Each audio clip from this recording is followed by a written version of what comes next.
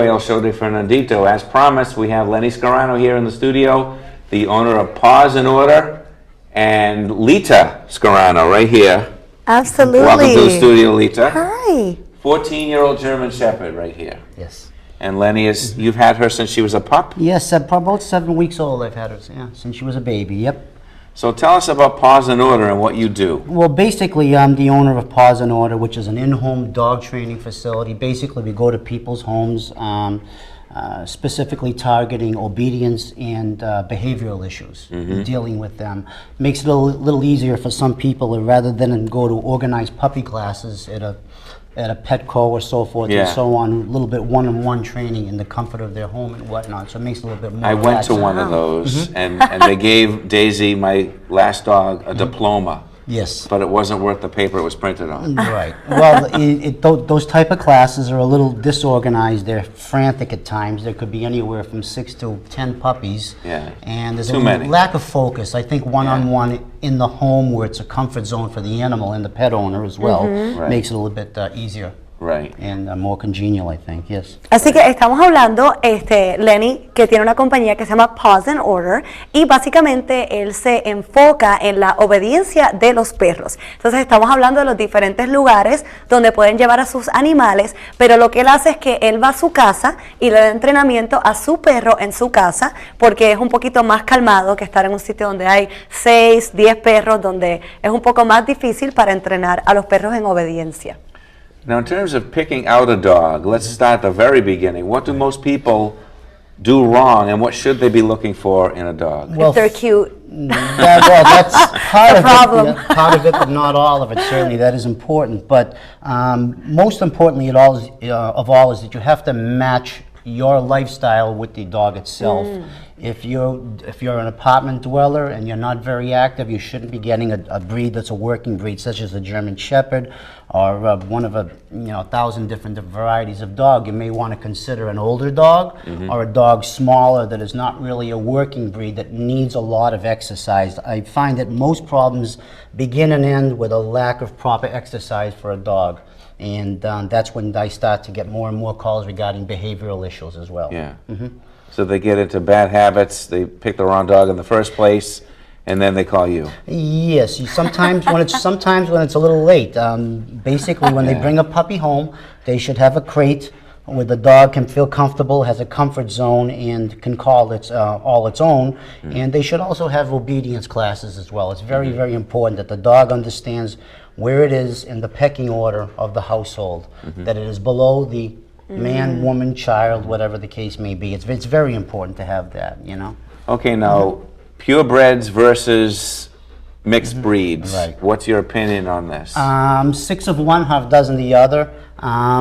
Both are great. I've basically had nothing but purebreds my whole life, but there's certainly nothing wrong with the mixed breed as well. There's thousands upon thousands that are up for adoption that would make just as fine a pet, just as obedient, just as intelligent, just as well behaved as a purebred. There's really no line that sort of, divides one side from the other. Así que queremos recordarles que todas las personas que estén allá afuera, que tengan preguntas sobre sus animales, sus perros, que llamen, porque tenemos el entrenador aquí.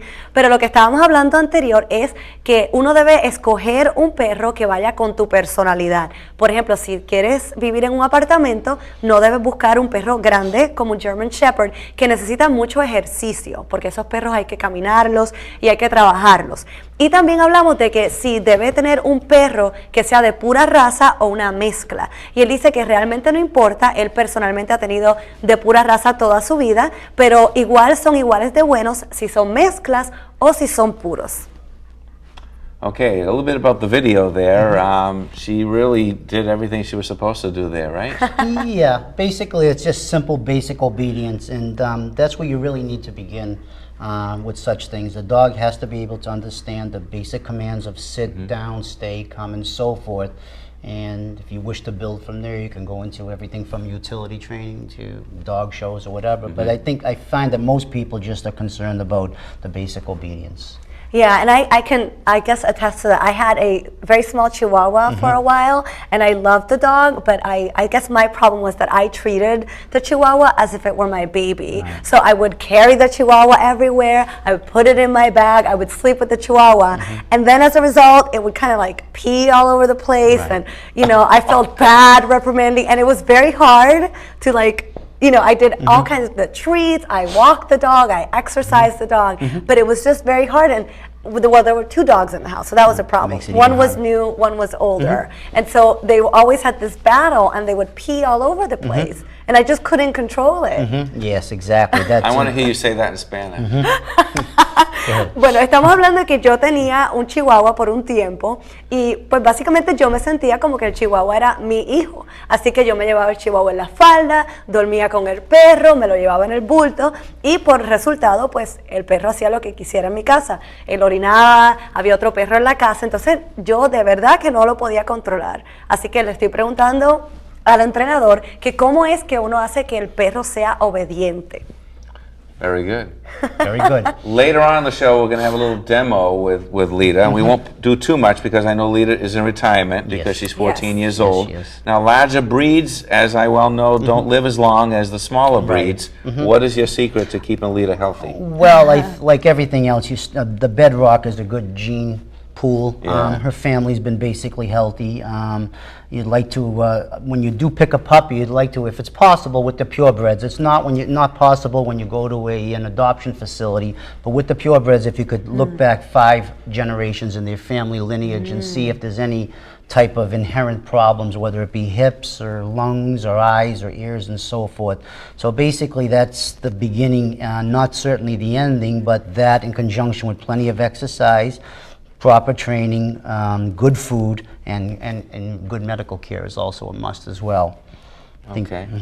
So now, what about people who get a dog for utility purposes, such as like a guard dog or something like that? They're not house dogs. How do you feel about that? I think that most breeds and most dogs will develop a tendency to protect the home, some more than others. You could get a very docile German Shepherd and a very aggressive Labrador Retriever. So it's sort of like family history is important and so on. But I think that you, first and foremost, if I haven't mentioned this earlier, is that when you bring a dog into the house, especially at a young age, you want him or her to be properly socialized, and that is to get him out into the open, meet other dogs, be handled by as many people as possible, so that they don't develop any tendencies in regards to fear, biting, attacking, and so forth. So I think that's really important. Yeah, and I have a question while we're on that subject. Is there such a thing as a true intrinsic aggressive dog? Because a lot of dog trainers say, or have published in their books, that there's no such thing, that it's the humankind which makes the dog aggressive, meaning attacking for no reason, attacking a child who lives in the house. And what would you tell people who decide to get a dog like a Doberman or a Cane Corso and a dog of that Pit nature? bull. Sure. Pit bulls. I'm asked that quite a bit, actually, but there's some dogs are more predisposed than others to be inherently aggressive. A lot of people that I do come in contact with, unfortunately, want them to be specifically aggressive with people. I've been asked to train certain types of dogs for people and whatnot, and after an initial consultation, I may not go near them again because just the type of dog that they actually want, a dog that's going to be more aggressive and whatnot.